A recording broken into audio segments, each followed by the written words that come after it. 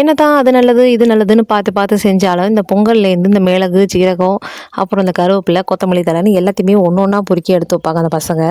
நான் பார்த்தேன் எல்லாத்தையும் ஒண்ணா அரைச்சு போட்டு கருவேப்பிலை பொங்கலா ரெடி பண்ணிட்டேன். ஸோ வாங்க கருவேப்பிலை பொங்கல் எப்படி செய்கிறதுன்னு பார்க்கலாம். இதுக்கு நான் வந்து ஒரு சுண்டு அரிசியும், அது கூட 1/2 டம்ளர் வந்து பாசிப்பருப்பும் கலவி வச்சுருக்கேன்.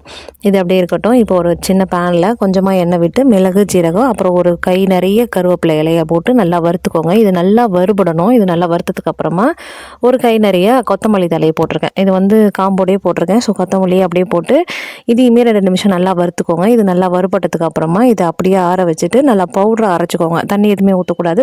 ரொம்ப ஃபைனாக அரைக்க வேணாம், கொஞ்சம் கொரப்பாக அரைச்சி தனியாக எடுத்து வச்சுக்கோங்க. இப்போ ஒரு குக்கரில் 2 ஸ்பூன் நெய் விட்டு இஞ்சியை பொடி பொடியாக கட் பண்ணி வச்சுருக்கேன். அது கூட கொஞ்சம் முந்திரி பருப்பையும் எடுத்து உடச்சி வச்சுருக்கேன். இது ரெண்டுத்தையுமே போட்டு நல்லா வறுத்துட்டு இது கூட நம்ம இங்கே அரைச்சி வச்சுருக்க மிளகு, ஜீரகம், கருவேப்பிலை பொடியை போட்டு நல்லா வறுத்துக்கோங்க.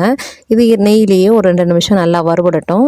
ஏற்கனவே வறுத்தது தான், சும்மா 2 நிமிஷம் நெய்யில் வறுத்துட்டு நம்ம இங்கே களைஞ்சி வச்சுருக்க அரிசி இது கூட சேர்த்து தண்ணி எதுவுமே இல்லாமல் அரிசி மட்டும் சேர்த்துட்டு அந்த கருவேப்பிலை பொடியோடையே 2 நிமிஷம் நல்லா வறுத்துக்கோங்க. இது நல்லா 2 நிமிஷம் பெரட்டி விட்டதுக்கு அப்புறமா நான் இங்கே வந்து 1.5 டம்ளர் அரிசியும் பருப்பும் சேர்த்து எடுத்திருக்கேன். 1 டம்ளர் அரிசிக்கும் 1/2 டம்ளர் பருப்பும் எடுத்திருக்கேன். ஸோ 1 டம்ளருக்கு நான் 5 டம்ளர் தண்ணி விட்டுருக்கேன். ஸோ 5 டம்ளர் தண்ணி விட்டு தேவையான அளவு உப்பு இது கூட சேர்த்துக்கோங்க.